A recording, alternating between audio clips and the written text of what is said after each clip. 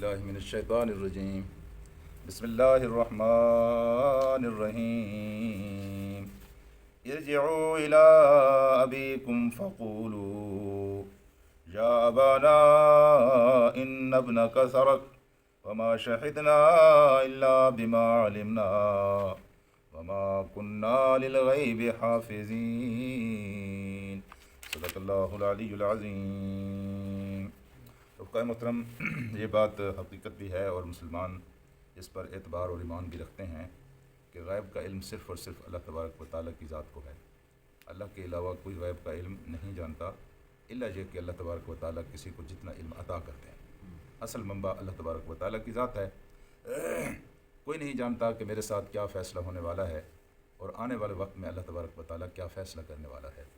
انسان اپنے قیاس کے مطابق، اپنے اندازوں کے مطابق امیدیں لگاتا ہے، لیکن پھر وہ امیدیں ٹوٹتی بھی ہیں، وہ ارادے ناکام بھی ہو جاتے ہیں، جس سے یہ ثابت ہوتا ہے کہ علم کس کے پاس ہے؟ اللہ تبارک و تعالیٰ کے پاس ہے۔ خود اللہ کے رسول نے فرمایا تھا کہ اگر مجھے پتہ ہوتا کہ کل میرے پاس کیا آنے والا ہے اور میرے ساتھ کل کیا ہونے والا ہے تو میں بہت ساری خیر سمیٹ لیتا، اور کبھی میرے پاس کوئی ایسی خبر نہ آتی، ایسا واقعہ نہ ہوتا جو مجھے نقصان پہنچاتا۔ لیکن آپ نے خود فرمایا اور قرآن حکیم نے اس کو نقل کیا کہ غیب کا علم جو ہے وہ کس کے پاس ہے؟ صرف اور صرف اللہ کے پاس ہے۔ اور یہ دونوں نبیوں کا قصہ ساتھ ساتھ چل رہا ہے۔ حضرت یعقوب بھی اللہ کے نبی ہیں اور حضرت یوسف بھی اللہ کے نبی ہیں۔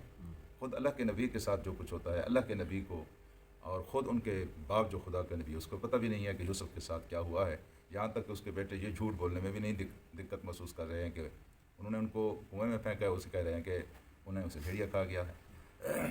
تو میرے دوستو، کہانی یوسف علیہ السلام کی وہاں تک پہنچی تھی کہ جب بڑے بھائی نے کہا ہم تو اس جگہ سے نہیں جائیں گے، تم لوٹ جاؤ، ہم تو اس جگہ سے بالکل، میں تو اس جگہ سے قدم بھی نہیں ہٹاؤں گا کہ جب تک میرا باپ مجھے یعنی بلا نہ لے اپنے پاس یا مجھے اجازت نہ دے دے کہ میں مصر کو چھوڑ کر وہاں آؤں، میں یہاں سے نہیں جاؤں گا۔ اور دوسرا یہ ہے کہ یا پھر اللہ تبارک و تعالیٰ کی تقدیر کوئی فیصلہ کر دے، مجھے موت آ جائے، میں یہاں سے نہیں ہٹوں گا۔ تو بھائیوں نے کہا پھر ہم کیا کریں یار، ہم کیا منہ لے کے جائیں گے؟ بات تو تمہاری اور ہماری ایک جیسی تھی، ہم سب نے مل کر قسم کھائی تھی کہ ہم بنیامین کی حفاظت کریں گے، تو ہم کیا منہ لے کر جائیں گے؟ تو بڑے بھائی نے چھوٹے بھائی سے کہا ارجعوا، لوٹ جاؤ، تم چلے جاؤ، الی ابیکم، اپنے باپ کے پاس تم جاؤ اور اس سے یہ بات کہو، فقولوا یا ابانا، اسے کہو کہ اے ہمارے ابا، تیرے بیٹے نے چوری کی ہے۔ والد سے جا کر کہو کہ تیرے بیٹے نے چوری کی ہے، اسے جا کر بتاؤ۔ جب تم یہ کہو گے تو وہ صاف ظاہر ہے تمہارا باپ تم سے کہے گا کہ تم نے تو قسمیں اٹھائی تھیں کہ ہم اس کی حفاظت کریں گے اور ہم اس کو اپنے پاس محفوظ لے کر آئیں گے۔ جب وہ آپ کے والد صاحب یہ بات کہیں تو انہیں کہہ دینا کہ وما شہدنا الا بما علمنا، ہم نے تو جو قسم اٹھائی تھی وہ اس بات پر رہتی کہ جو کچھ ہمارے علم میں ہے، جو کچھ ہمارے اختیار میں ہے، ہم اس کو اختیار استعمال کر کے آپ کے بیٹے کی، اپنے بھائی کی حفاظت کریں گے۔ اب جو چیز ہمارے علم میں نہیں تھی کہ یہ واقعہ پیش آنا ہے، ہم کس طرح اس کو پورا کرتے ہیں؟ یہاں سے یہ اصول نکلا ہے کہ کوئی واقعہ ہو جائے اور موقع کے اوپر اس کی شہادت نہ ہو تو وہاں انسان قیاس سے اور فہم سے کام لے۔ حضرت ابو ہریرہ کی روایت ہے، حضور کریم صلی اللہ علیہ وسلم نے فرمایا کہ دو عورتیں جنگل میں بیٹھی ہوئی تھیں اور دونوں کے پاس اپنے چھوٹے چھوٹے بچے تھے۔ یکایک بھیڑیا آیا اور اس نے ایک عورت کا بچہ اٹھا لیا اور دوسری عورت کے پاس بچہ رہ گیا۔ تو جس عورت کا بچہ اٹھایا گیا تھا، دوسری عورت نے دعویٰ کر دیا کہ یہ بچہ جو اٹھایا گیا ہے وہ تمہارا ہے اور یہ بچہ میرا ہے۔ اب یہ نزاع کھڑا ہو گیا، موقع پر کوئی گواہی موجود نہیں ہے، وہ کہتی ہے کہ یہ بچہ میرا ہے، دوسری کہتی ہے کہ یہ بچہ میرا ہے۔ تو جب وقت کے نبی کے پاس وہ فیصلہ گیا تو آپ نے فیصلہ یہ فرمایا کہ بچہ جو ہے کس کو دے دیا جائے؟ بڑی کو دے دیا جائے، جو عمر کے لحاظ سے بڑی ہے، کیونکہ موقع پر شہادت تو ہے نہیں، گواہی بھی موجود نہیں ہے، کسی کو دینا تو ہے، تو انہوں نے یہ فیصلہ کیا کہ بچہ بڑے کو دے دیا جائے۔ اس موقع پر یہ غالباً حضرت داؤد علیہ السلام کا قصہ ہے۔ اللہ تبارک و تعالیٰ نے مختلف مواقع پر یہ بات بھی ارشاد فرمائی ہے کہ بے شک داؤد بھی حکمت کا بادشاہ تھا، لیکن اللہ پاک نے حکمت و دانائی ان کے بیٹے سلیمان علیہ السلام کو زیادہ عطا کی تھی۔ ہاں جی، تو جب یہ فیصلہ ہوا، بیٹا دے دیا گیا بڑی کو، تو سلیمان غیر کھڑے ہوئے تھے، انہوں نے فرمایا کہ اگر میں ہوتا تو میں اس سے اچھا فیصلہ کرتا۔ یہ کیا فیصلہ کرتے؟ تو پھر فیصلہ ان کے پاس جب لے جایا گیا تو انہوں نے وہی فیصلہ کیا جو غالباً آپ نے سنا ہوا ہے۔ انہوں نے فرمایا کہ چھری لے آؤ اور بچے کو ذبح کر کے اس کو ہاف آف کرتے ہیں، تقسیم کرتے ہیں، آدھا تیرا آدھا تیرا، تو معاملہ ختم ہو جائے گا، انصاف بھی ہو جائے گا۔ جب انہوں نے یہ فیصلہ کیا تو جس کا بیٹا تھا وہ چھوٹی تھی، وہ چیخ اٹھی، اس نے کہا نہ، ایسا نہ کیجیے، رحم کیجیے، میں اس کو دیتی ہوں، لے جائیے، اس کو قتل نہ کیجیے۔ تو دیکھیے یہ ثابت ہو گیا کہ بیٹا جس کا تھا وہی تڑپی نا، کوئی ماں تو نہیں اس بات کو برداشت کرتی۔ تو حضرت سلیمان علیہ السلام نے پھر بیٹا بڑی سے لے کر حقیقی ماں کو دے دیا۔ اسی سے ایک اصول قسامت کا اصول ہے جی، ہمارے فقہا نے اس کو لکھا ہے، اور اس کی بنیاد حضور کریم صلی اللہ علیہ وسلم کی احادیث ہیں کہ ایک آدمی ہے وہ قتل ہو گیا اور وہ یہودیوں کے قلعے میں پڑا ہوا تھا، تو اب کوئی گواہی نہیں ہے، اب کوئی وہاں شہادت موجود نہیں ہے، اس کے قتل کا فیصلہ کیسے کیا جائے؟ تو اللہ کے رسول نے فیصلہ فرمایا کہ یہ یہودیوں کے چونکہ قلعے میں پڑا ہوا ہے، یہاں 50 یہودی باری باری کر کے اللہ کی قسم اٹھائیں گے کہ اس کو نہ ہم نے قتل کیا ہے نہ جس نے قتل کیا ہے اس کے بارے میں ہمیں علم ہے۔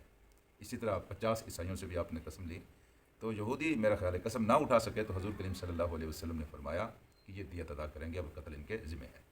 تو یہ ایک اصول تھا، کبھی اگر یہ اصول بن جائے تو یہ ایک اچھا اصول ہے۔ مثلا ایک باپ اپنے بیٹے کو قتل کر دیتا ہے، وہاں کون گواہ ہوگا؟ چلو یہ مثال محال ہے، تو یہ تو آسان مثال ہے، اور اس کے مشاہدے تو ہم نے اپنی آنکھوں کے سامنے کیے ہیں کہ ایک بیوی ہے جو بیاہ کر انسان لاتا ہے اپنے گھر کے اندر، خوابگاہ بھی اسی کی ہے، حویلی بھی اسی کی ہے، گھر بھی اسی کا ہے، ارد گرد کے گھر والے بھی اسی کے ہیں، اس بچی کا نہ کوئی وہاں رشتہ دار موجود ہے، نہ کوئی گواہ موجود ہے، کسی وجہ سے اس بچی کو قتل کر دیا جاتا ہے۔ اب گواہ اس کے پاس ہے، اس کا قتل کا کیا بنے گا؟ کیا ہوگا؟ تو اگر اس طرح کوئی وہاں موقع پر گواہ موجود نہ ہو تو پھر یہ قسامت کا اصول ہے کہ اس گھر کے اس محلے کے 50 لوگ باری باری آ کر اللہ تعالیٰ کی قسم اٹھائیں کہ ہمیں اس قتل کا پتہ نہیں ہے۔ اب اگر وہ 50 لوگ ایک ساتھ اللہ کی قسم اٹھا جاتے ہیں، یا ان میں سے کچھ لوگ اللہ کی قسم اٹھا جاتے ہیں جو جھوٹی قسم ہے، تو پھر مسلمان کو اس بات پر اعتبار کرنا چاہیے کہ خود اللہ تعالیٰ ان سے نمٹ لے گا، اور قتل جو ہے وہ چھپے گا نہیں، وہ نکل آئے گا۔ تو جہاں شہادت موجود نہ ہو تو انہوں نے بھی یہی کہا کہ ہم موجود تو نہیں تھے، اور ہم نے اس کو چوری کرتے ہوئے بھی نہیں دیکھا، یہ بات بھی ابا سے جا کر کہنا، لیکن اب جو جس چیز کا ہمیں علم نہیں تھا، اب آپ یہ کہیں کہ آپ نے قسم اٹھائی تھی، ہمیں تو پتہ نہیں تھا یہ ہونے والا ہے، یہ ہو گیا ہے۔